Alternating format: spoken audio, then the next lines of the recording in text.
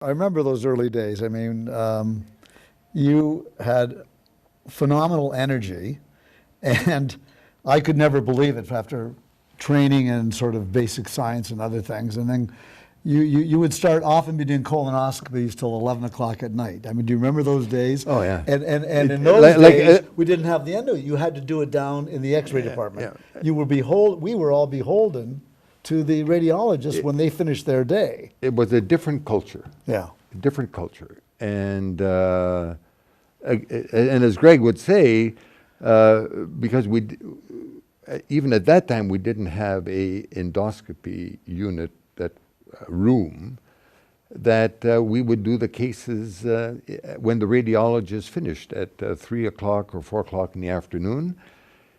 And my secretary,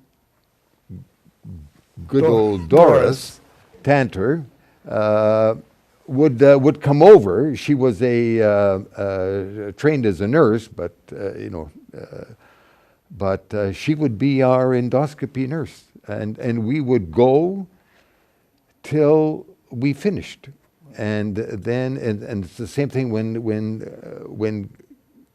when Greg starting to do ERCPs. There was no such thing as our own fluoroscopy unit, so we were always kissing ass to get fluoro, etc. Right.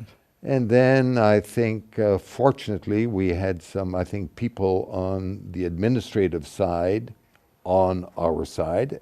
Right. And they were mainly nurses that were our advocates to make sure that we had endoscopes and trained nurses and whatever else we needed. So it's an amazing evolution journey, sort of, that we've all had together. In a lot of these things of developing a unit, you really need a core. As I said, you can't make it to the South Pole alone, and so we felt we needed this core. First you, then Paul. And before long, we need somebody else, and that was when we thought of Gabe. Now, Gabe Candle is a very unique guy, and very skilled, a good endoscopist. But we have always said he's the smartest of us all. He's got a sharp mind, he synthesizes well, he has insight, and he's a fantastic teacher. Yeah.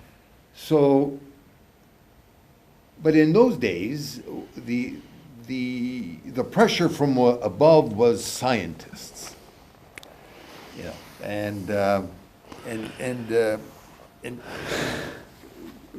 Greg and those of you of our group will remember the sort of discussions that we had with our then chief of medicine, who was a great guy, a very academic guy, but would always say, you guys have to publish, you've got to thing. And he said, and I don't expect you to look after every GI bleed in the province of Ontario. And we would always say, but there's no one else to do it, and that's our mandate. And so when Gabe came on, and he spent 2 or so years in Boston, a very prestigious unit doing all kinds of sophisticated things with infection and etc. We thought, well, maybe he'll give us the so-called academic, but he gave us the academic in the endoscopic point of view, and he's a integral part of, from the beginning, of our endoscopy team and was so crucial in the training of our fellows and when we would write papers and abstracts, he was the final guy we went to put everything together in a good, sensible, concise way. And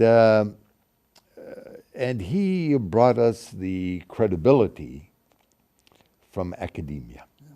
You truly did, truly did, yeah. He won more teaching awards and just a solid guy. And to me, and I think to Paul, and certainly when you were there, he was always our resource. If I couldn't understand something, if I needed advice as to which antibiotic to give,